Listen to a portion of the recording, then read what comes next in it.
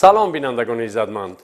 این لحظه شما امکان دارید توسط برنامه کریمینالی اخبار وزارت کارهای داخلی، عاید جنایت‌های آشکار شده و دیگر سمت‌های فعالیت مقامات کارهای داخلی جهت تامین ترتیبات جمعیتی برای خود آگاهی پیدا نمایید. با شما من نصرت الله محمدزاده. توجه نمایید به سرخط برنامه. موسیفید 77 ساله از دست برادرزاده‌اش در زمینه خصومت و بدبینی به هلاکت رسانیده شده است. در حقیقت من عمکم را علم توجیه را به قتل رساندم. از کردم پشیمانم، صدقاً پشیمانم.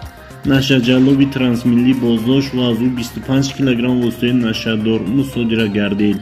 از شهروند جمهوری اسلامی افغانستان حاجی نوزالمیر به مقداری 25 کیلوگرم وسیله نشه‌دار نوع حشیش را قبول کردند و در نتیجه از جانب کارمندان پلیس دستگیر شدند. آشکار گردیدن 30 لحظه جنایت دزدی از بانکمات‌های حدودی پایتخت.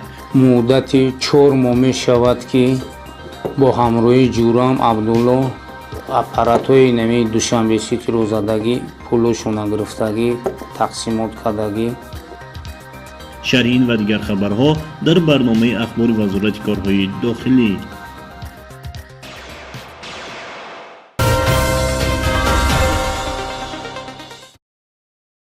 بعد از منزل استقامتی پیدا نمودن جسد مرد 77 ساله با علامت‌های مرگ مجبوری، مقامات میلیسیا با سازمان دادن گروه فوری تفتیشاتی توانستند گره جنایت ناعیان و سربسته را کشایند. مرحوم علی مفتی تاج‌الدین، استقامت کننده جماعت دهاتی عبدالواسیف شهر وحدت، از جانب برادرزاده‌اش با بیرحمی مخصوص به هلاکت رسانیده شده است. سنه 5 دکبر سال 2024 با علامت‌های مرگ مجبوری در منزل استقامتیش پیدا گردیدن جسد شهروند علی مفتی تاج‌الدین محیدینویچ ساکن جماعت دهاتی عبدالواسیف دهه بهارستان شهر وحدت از صادر گردیدن جنایت آدمکشی درک می‌داد که با یک بیرحمی مخصوص صادر گردیده است. خود همان روز از حساب کارمندان ریاست گفتگوی جنایتی وزارت کارهای داخلی و کارمندان شعبه وزارت کارهای داخلی در شهر وحدت گروه اپراتیوی تفتیشاتی تشکیل کرده شده برای آشکار نمودن جنایت آدمکشی سفر برگردیدند. در نتیجه مقصدناک دایر نمودن شورابینای اپراتیوی جستجویی جنایت آدمکشی آشکار گردید. معلوم گردید که جنایت مذکور را برادرزاده مرحوم علی مفتی زیابک توکلویچ سال تولدش 1986 ساکن شهر وحدت صادر کرده است. گمان بر شده که در فدراسیون روسیه قرار داشت با داشتن خصومت شخصی که قبلا با عمک خود داشته است از فدراسیون روسیه به شهر خوجند و سپس به شهر وحدت آمده. شب 5 دکبر سال 2024 وارد خانه عمک خود شده در وقتی در جایگاه خواب بودن با واسطه تروبه آهنین به سر و تن او زده او را به هلاکت رسانیده است. یک تا زدم، دو تا، با سه تا. تا سه تا زدم شد، برو اومدم رفتم. در حقیقت من عمکم را علی مفتی تاج‌الدین را به قتل رساندم. از کردم پشیمانم، صدقاً پشیمانم. و پس از صادر کردن این جنایت متیش باز به شهر خوجند سپس به فدراسیون روسیه فرار کرده است. از روی نشانداد علی مفتی زیابک او جنایت مذکور را در زمینه خصومت و بدبینی‌های عائلوی صادر کرده است. گرچند علی مفتی زیابک مکرانه رفتار نموده گمان نمود که کرداری آشکار نمی‌گردد، ولی کارمندان میلیسیا توانستند این جنایت را آشکار و صادر کننده آن را دستگیر سازند. وابسته به حالت مذکور نسبت بازداشت گردیده با علامت ماده 104 قسم 1 کدکس جنایتی جمهوری تاجیکستان در پروکراتورای گنرالی جمهوری تاجیکستان پرونده جنایتی آغاز کرده شده مورد تفتیش قرار دارد.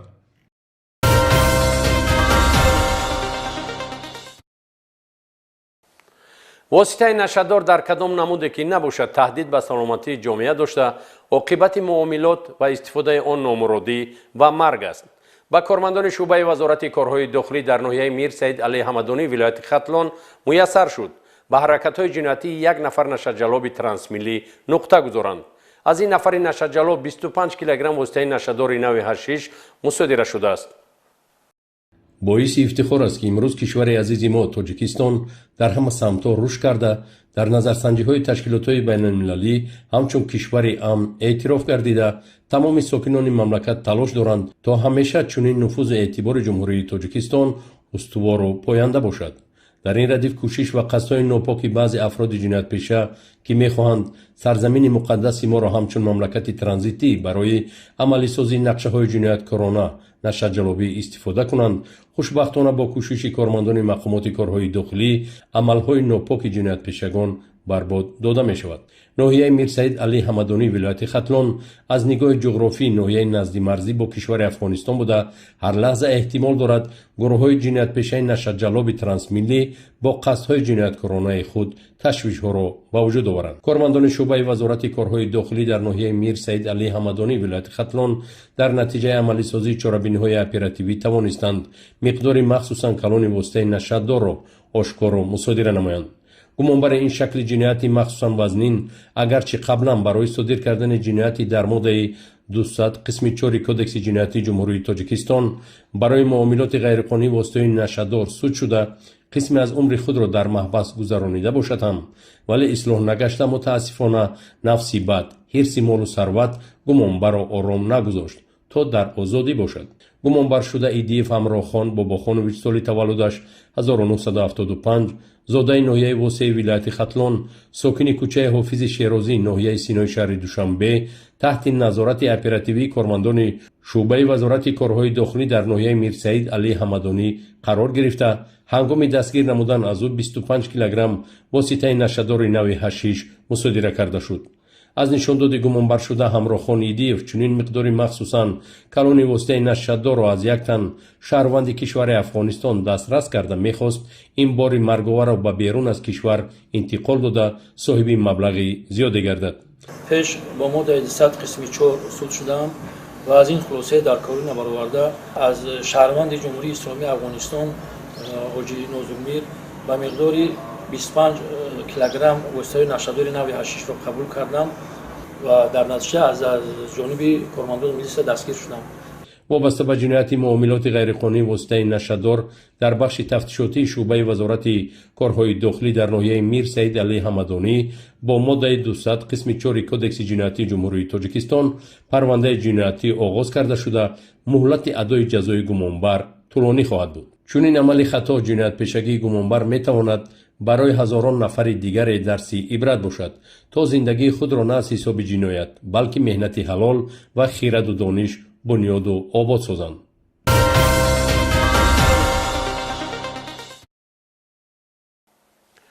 کارمندان شعبه وزارت کارهای داخلی در ناحیه سینای شهر دوشنبه گمانبر جنایتی دزدی را دستگیر نمودند که در 30 لحظه جنایت دست داشته است. بازداشت گردیده شبانه با آلات‌های مخصوص دستگاه‌های بانکی یا به اصطلاح بانکمت‌ها را در حدود پایتخت شکسته مبلغ‌های داخلی آنها را تصرف می‌کرده است. عین حال او بازداشت و خفی ضرررسانی به جامعه برطرف کرده شد. شرحی بیشتر در گزارش نوبتی. چند است در حدود شهر دوشنبه با شکستن ترمینال‌های مبلغ گذرانی دوشنبه سیتی بانک شماره زیادی جنایت‌های دزدی به قید گرفته شدند که از کردارهای جنایتکارانه نفر و تیاری مخصوصی او درک می‌داد. از جمله این نوار لحظه صادرنمایی جنایت دزدی است که دلیل و بازگوی گفته‌های بالاست.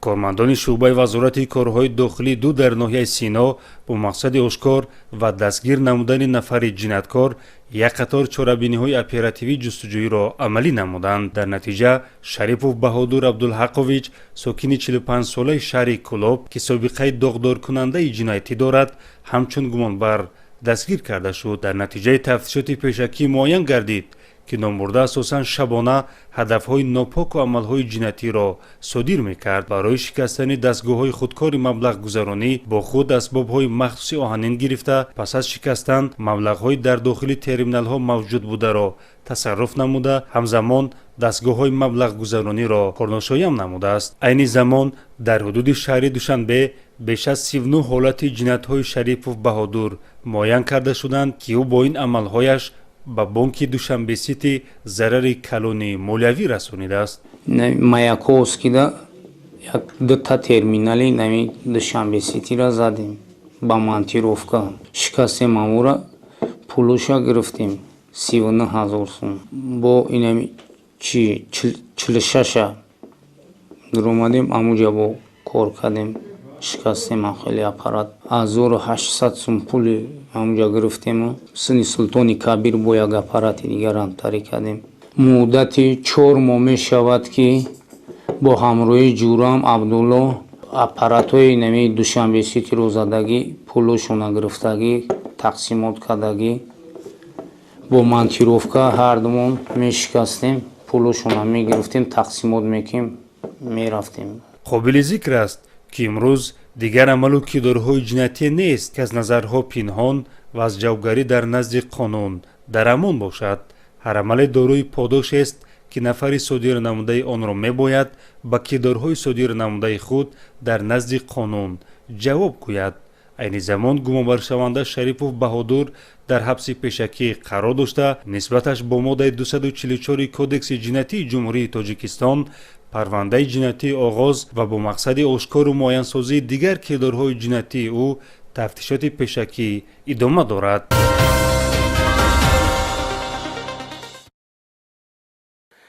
дар баробари ариза ворид гардидан ба шӯъбаи вазорати корҳои дохилӣ дар ноҳияи дӯстӣ вилояти хатлон дар хусуси кирдори ба ҷомеа хавфноки дуздӣ маълумот медод сафарбарии гурӯҳи фаврии тафтишотӣ ба ҷои ҳодиса ва коргузорӣ бо методҳои оперативии ҷустуҷӯӣ милитсияро муваффақ гардонид ки шахсияти гумонбарон ошкор ва онҳо дастгир гарданд. полковники милитсия офуқи қодириён аз раёсати вазорати корҳои дохилӣ вилояти хатлон дар ин хусус гузориш медиҳад. متاسفانه امروزها بعضی از جوانان به جای دانش اندوختن و راه راست زندگی را پیشه نمودند دست به کردارهای ضد حقوقی میزنند که باعث نگرانی اهل جامعه گشته است. از جانب کارمندان میلیسیای ناحیه دوستی در اساس عریضه و مراجعت‌های ساکنان ناحیه مذکور عایدی از جانب شخصان نامعلوم دزدیده شدن اشیاءهای روزگارشان ضمن پیشبرد چاره‌های اپراتیوی جستجویی 4 نفر گمانبران جنایتی دزدی دستگیر کرده شدند. اینها شادمانов موین سالی تولدش 2002 خالعلیف محمد علی سالی تولدش 2000 گوریزов جمشید و گوریزов نصیب‌الله سالی تولدشان 2006 ساکنان ناحیه دوستی می باشند که با مصلحت پیشکی دست به دزدی مالکیت شهروندان زدند. ضمن پرسش معین کرده شد که نامبردگان در پاس شب وارد منزل‌های استقامتی شهروندان گشته از آنجا اشیاءهای روزگار از قبیل قالین‌ها، لباس‌های مردانه و دیگر اشیاءهای روزگاری شهروندان را تصرف نموده از جای حادثه غیب می‌زنند. نامبردگان در 5 حالت جنایتی دزدی گمانبر دانسته می‌شوند و مبلغ ضرری رسانیدهشان به شهروندان زیاده از 13,000 سامانی را تشکیل می‌دهد. در شعبه‌چه تفتیشاتی شعبه وزارت کارهای داخلی در ناحیه دوستی نسبت گمانبران پرونده جنایتی با ماده 244 قسم 2 کدکس جنایتی جمهوری تاجیکستان آغاز گردیده تفتیشات ادامه دارد.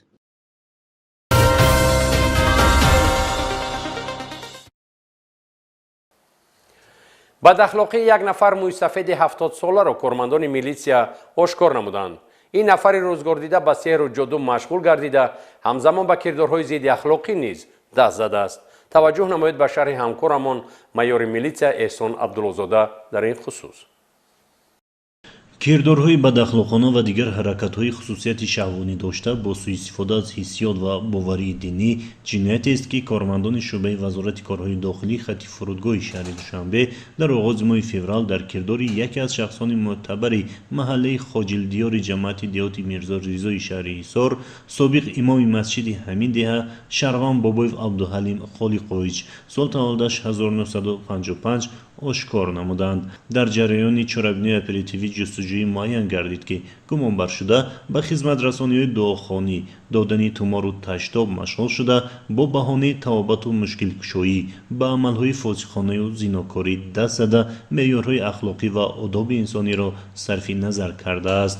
бобоев абдуҳалим гарчанде аз минбари масҷид ваъз гуфта имоматӣ мекард ва мардумро аз гуноҳу савоб огаҳ месохт, мутаассифона ин амали нолоиқро содир намудааст.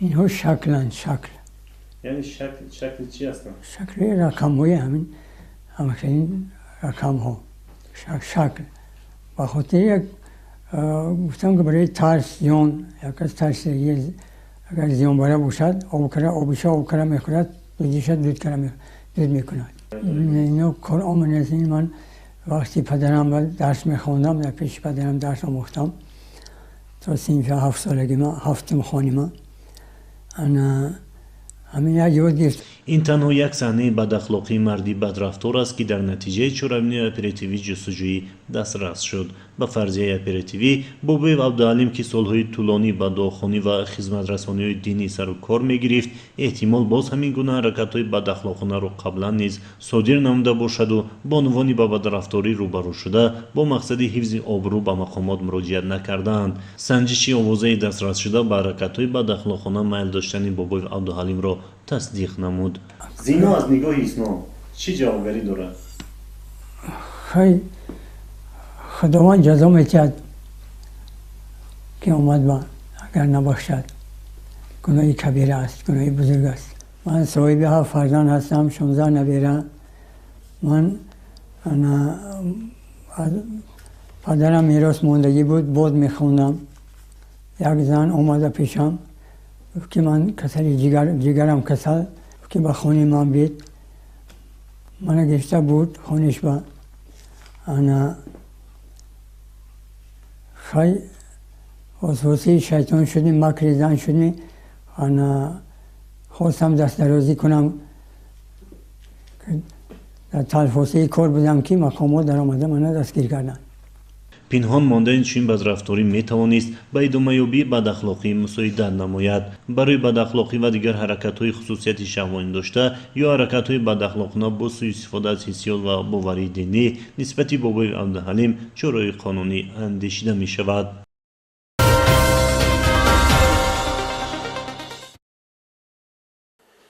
باز از آشکاریابی فالبین نوبتی برای شما خبر میدیم.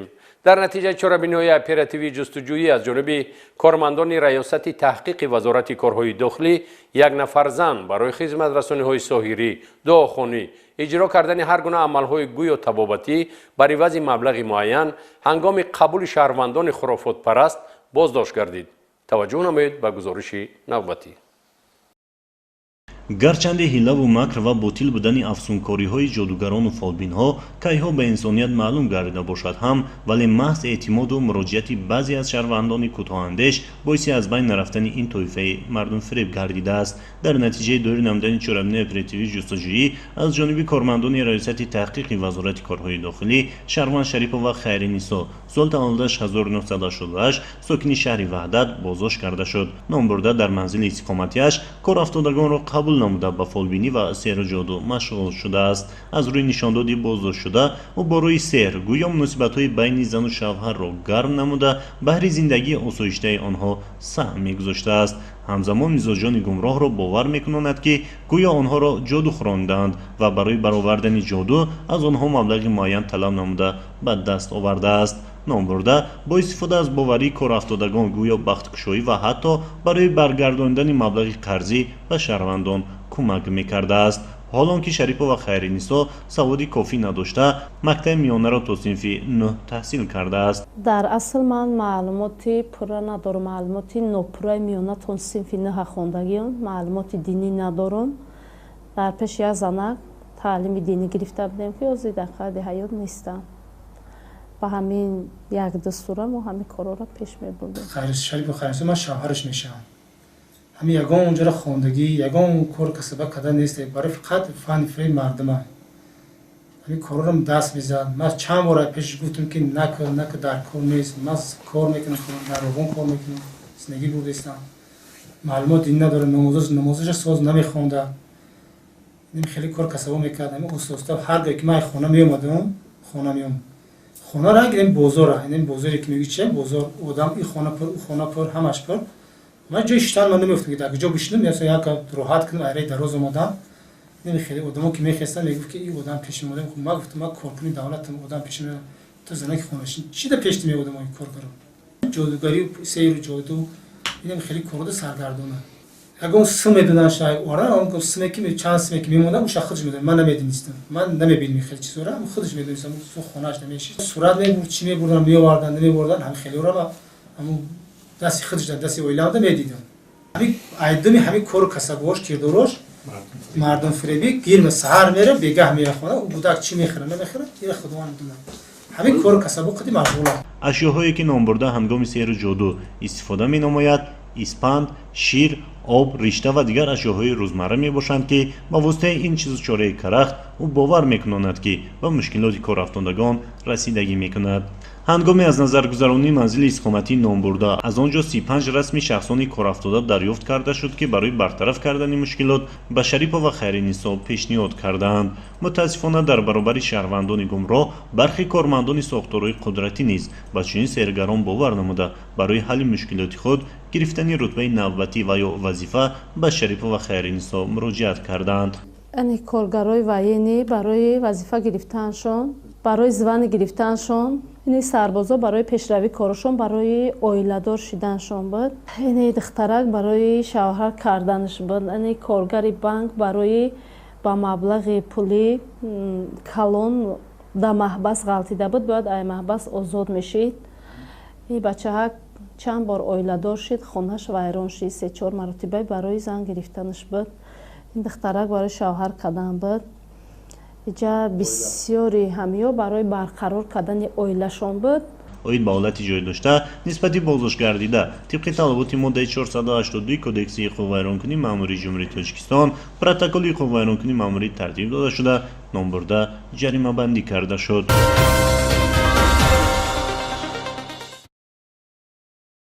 тамошобинони гиромӣ, инҷо расидем ба фарҷоми барномаи ин лаҳзаина.